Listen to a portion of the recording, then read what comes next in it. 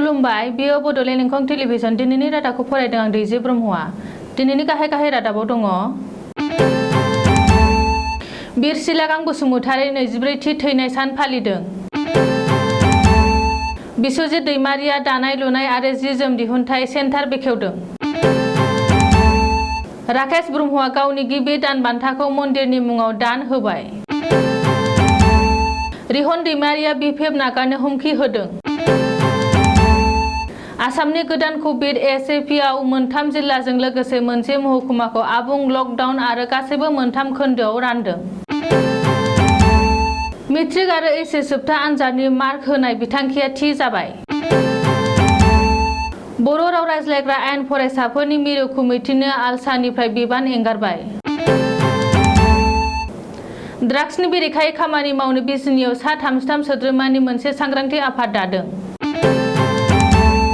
आसामाव जानो गोनां बिधानसभानि फैगौ उफ्रा बिसायख'थिखौ लानानै मरियामीआव राजनैतिकनि दुंहाव बार बारदों। जम्मु काश्मीराव ब्रज गावजानानै सासे फाइखि जवाननि जिउ खहा। फैगौ जुलाइ दानाव जुलिनि खालार जाखाबायमोन। दानिया आबुं रादाब।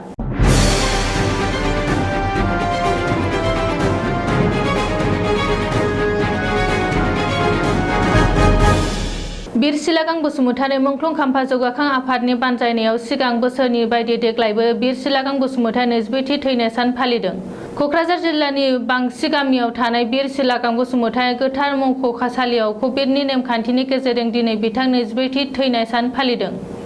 24थि थैनाय सान फालिथायनि हाबाफारि बायदियै दिनै फुङावनो बिथांनिनो अनजालि बिसि रमिला बसुमतारी मुंख्लं खाम्फायाव बिबार बावजेनो। मख'नो गोनांदि बिर सिलागां बसुमतारी दैदेननायावनो आलादा रायजो बड'लेण्ड सोरजिनायनि थांखिजों 1996 इं मायथाइयावनो बिएलटिखौ दानाय जादोंमोन। बिएलटिनि गायसनगिरि आफादगिरि बिर सिलागां दैदेननायावनो बर' हारिनि सिनायथि, थामोनथा आरो रैखाथिनि थाखाय आलादा रायजो बड'लेण्ड चार्टरआव आसाम आरो भारत सरकारजों दावहा नांदोंमोन। नाथाय बिथाङा गोब्राब लोमजानानै 1997 इं मायथाइ 28 जुन एबा दिनैनि बे गोथार सानावनो रुंसारि जायो। बबेखानि बिर सिलागां बसुमतारी 24थि थैनाय सान फालिनाय हाबाफारियाव मिरु एबसुनिफ्राय गाहाय नेहाथारि खनीन्द्र बसुमतारी, लेङाइ आफादगिरि खोरोमदाव औवारी, बुंथिगिरि जनक उजिर, लोगो गाहाय नेहाथारि कास्तम बसुमतारी, लोगो थुनलाइगिरि नेहाथारि मनिराम बरगयारी आरो सुबुं फोनांजाब नेहाथारि अरबिन्द नार्जारीमोना बाहागो लाहैना मुंख्लं खाम्फायाव बिबार बावहैयो होननानै एबसुनि फेसबुक पेजआव फोसावदों। उदालगुरि जिल्लानि भेरगाव महकुमानि बेन्दोङाव थानाय रुपाकाटा गामियाव आखाइजों दानाय लुनाय आरो सि जोम दिहुनथाय सेन्टार मोननो हाबाय। SILM बिथांखिनि सिङाव बानायनाय बे गोदान दानाय लुनाय आरो सि जोम दिहुनथाय सेन्टारखौ आसाम बिधानसभानि बुंथिगिरि थामहिनबा फानेरि बियाबनि MLA बिस्वजित दैमारिया दिनै रिबन हास'ना बेखेवना होबाय। मख'नो गोनांदि रुपाकाटा गामियाव आखाइजों दानाय लुनाय आरो सि जोम दिहुनथाय सेन्टारखौ बेखेवना होबाय। हाबाफारियाव बिधानसभानि बुंथिगिरि बिस्वजित दैमारिया बुंदों दि बे सेन्टारनि गेजेरजों ओनसोलनि आइजोफोरा थांना थानायनि मोनसे मोजां राहा मोनगोन आरो रांखान्थि बिथिङाव गावखौनो जौगाथाय होनो हागोन।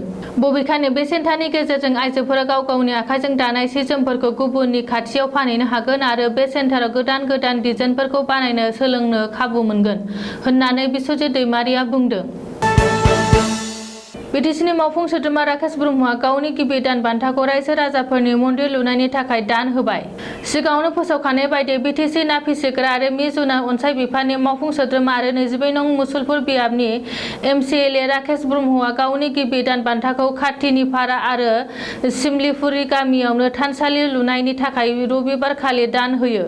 बबेखानि फैबाय थानाय समाव गावनि दान बान्थाखौ लायालासेनो रायजो राजाफोरनि थाखाय दान होलांबाय थागोन होननानैबो राकेश ब्रह्मआ नोगोद 50,000 रांनि चेक गथायनानै होनाय समाव खौरांगिरिनि सिगाङाव फोरमायो। मख'नो गोनांदि राकेश ब्रह्मआ बिटिसि बिसायख'थिनि फोसावदिंनाय समावनो 22 नं मुसलपुर बियाबनिफ्राय देरहालाङोब्ला गावनि दान बान्थाखौ लायालासे रायजो राजाफोरनि बाथौ थानसालि, मन्दिर, नामखर, गिर्जा आरो मस्जिद बायदि लुनायनि थाखाय दान होगोन होननानै फोसावदोंमोन। बिपिएफनि गोख्रों दैदेनगिरि आरो बारग' मन्थ्रि रिहन दैमारिया हाग्रामा महिलारिखौ लोगो नागारनो हासिगौ। थांनाय बिधानसभा बिसायख'थियाव गबिन्द बसुमतारीनि आखायाव जेननाय बारग' मन्थ्रि रिहन दैमारियाबो बिपिएफ दोलो नागारनायनि लामायाव। मख'नो गोनांदि बिपि बा महाजनजों लोगोसे थाबाय थायोब्ला दोलो नागारनो गोनां जागोन होननानैबो गोख्रों हुमखि होदों रिहन दैमारिया। बबेखानि बिटिसि ओनसोल जौगाखांनायनि सार्थ'आव बिपि बा महाजनजों नागारनो सोरखारखौ मदद खालामनांगौ होननानैबो रिहन दैमारिया सुबुरुन होदों। बिथिङावनो रिहन दैमारिया बुंदों दि थांनाय बिधानसभा बिसायख'थियाव महाजननि थाखायनो गाव जेननो गोनां जादों। बेनिखायनो बे समाव बिपि बा महाजनजों थांनानै मुलाम्फा गैया। बिपि बा महाजनखौ नागारनांसिगौ।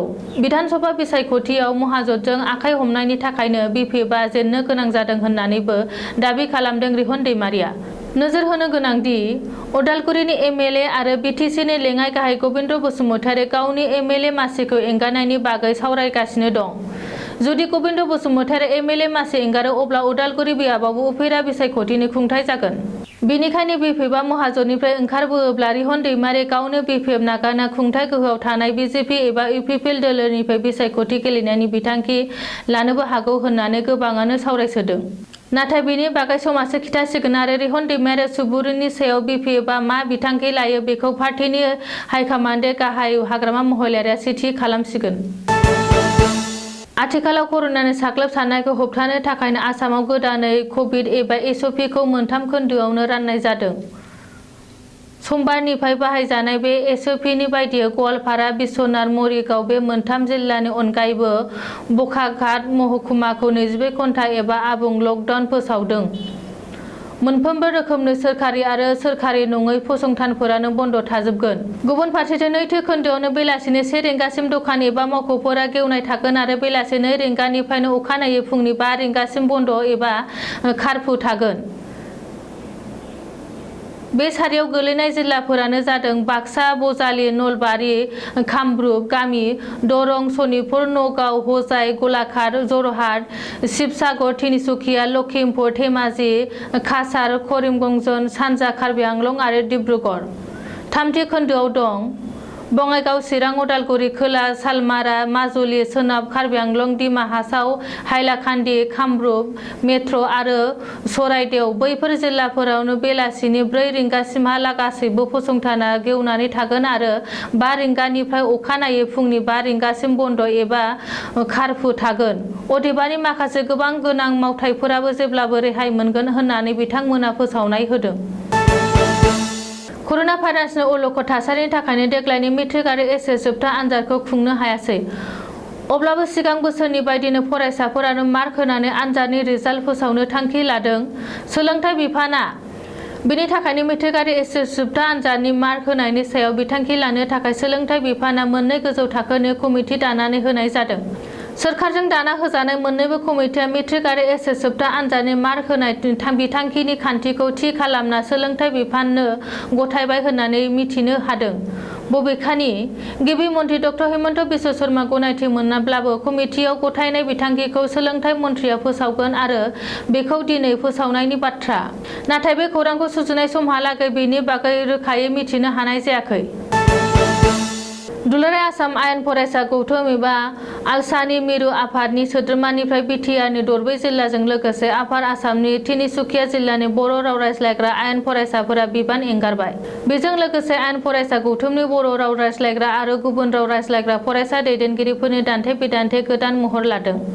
मख'नो गोनांदि दुलाराय आसाम आयेन फरायसा गौथुम मिरु आफादनि बर' राव रायज्लायग्रा फरायसाफोरा सोद्रोम बिबान एंगारबाय होननानै क'क्राझार जिल्ला कमिटि दुलाराय आसाम आयेन फरायसा जथुमनि आफादगिरि हेमचन्द्र ब्रह्मआ दिनै क'क्राझार प्रेस क्लाबाव खौरांगिरि मेल खुंना फोरमायदों।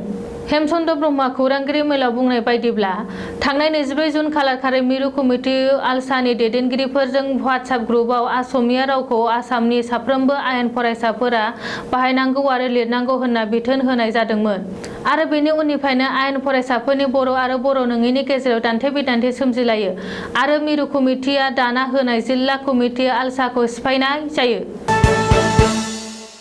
चिरां जिल्ला आमसु, चिरां जिल्लानि एमबिएफसु आरो चिरां जिल्ला बेंगलि जुब छात्र परिषदनि दैदेननायाव रबिबारखालि ड्राग्सनि बेरेखायै खामानि मावलांनो थाखाय चिरां जिल्लानि बिजनि खावाटिका गुदि फरायसालिनि लांगोनायाव गासै सा 33 सोद्रोमानि मोनसे सांग्रांथि आफाद दानाय जादों।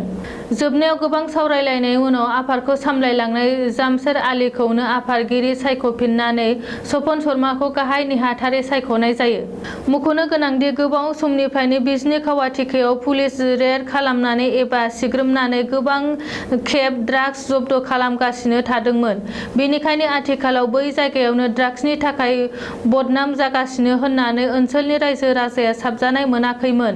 गोदानै दाजानाय बे ड्राग्स बेरेखा सांग्रांथि आफाद मोजाङै खामानि मावलांनो हायोब्ला फैगौ समाव बिजनी ओनसोलावनो ड्राग्सनिफ्राय उदां जानो हागोन होननानै गोबाङानो मिजिं थिदों। आसाम बिधानसभानि गाहाय बिसायख'थिया थांनाय मे दानावसो जोबनानै थांदोंब्लाबो आथिखालाव गोबां जाहोननि थाखाय माखासे समस्तिफोरा लांदां जाफिननायाव बावैसो उनावनो उफ्रा बिसायख'थिनि थाखाय बिसायख'थिनि आय'गआ दासिमबो जेबो फोसावथ'वाखैब्लाबो मरियमनि समस्तियावनो राजनितिकनि दुंहाव बार बारनायखौ नुनो मोन्दों। उकिल गगैआ साननैनि जामिन मोननानै गावनि जोनोम गामियाव थांनाय समावनो रुपज्यति खुरबिया मरियमनि MLA बियामखौ एंगारलायनानै बिजेपि दोलोआव हाबफैनायखौ सोंखारिनानै फैगौ समावनो कृषक संग्राम समितियाव बिजेपिनि हेंथायै खामानि मावलांगोन होननानै बुंदोंमोन। लोगोसे बे बिथिङावनो कंग्रेसनि दैदेनगिरि रिपुन बरा, राणा ग'स्वामी आरो रमेश थानवारमोनहानो मरियमनियाव थांनानै कंग्रेस दोलोनि थाखाय गोदान बिजाथि फसंनो लाहार फाहार खालामहैदोंमोन। बे खाबुआवनो रुपज्यति खुरबियानो खुद्रिखांनानै उकिल गगैखौ राणा ग'स्वामी, रिपुन बरा आरो रमेश थानवारमोनखौनो उल्थायै सोंखारिफिननानै बुंदों दि आथिखालाव राजनितिकनि फोथाराव आंबो गेलेनो उदाङै नङा। बेनिखायनो आथिखालाव जायफोरा आंनि बेरेखायै खामानि मावनो ओंखारदों बिसोरनि बेरेखायै माबायदि खामानि मावनांगौ बेखौ आं रोंखागौ होननानै रुपज्यति खुरबिया बुंबावदों। जम्मु काश्मीरनि बारमुल्ला गणेश फर्टआव रबिबारखालि फुंनि समाव गोबां अखा हानायनि जाहोनाव बज्र गावजानानै 23 बोसोर बैसोनि सासे जवाननि जिउ खहा जादों। आर्मिनि सुलुङाव फोरमायनाय बायदिब्ला थैनाय जवाननि मुंखौ 11 नं गढ़वाल राइफलनि राइफलमेन मनदीप सिंह नेगी होननानै मिथिहोदों। उत्तराखन्डनि थागिबि मनदीप सिंह नेगीआ बिमा बिफानि सासेल' फिसाज्लामोन आरो फैगौ जुलाइ दानावनो बिनि गोथार जुलि जानो गोनांमोन। बिनि थाखायनो खालार थि खालामखानाय जाखाबायमोन।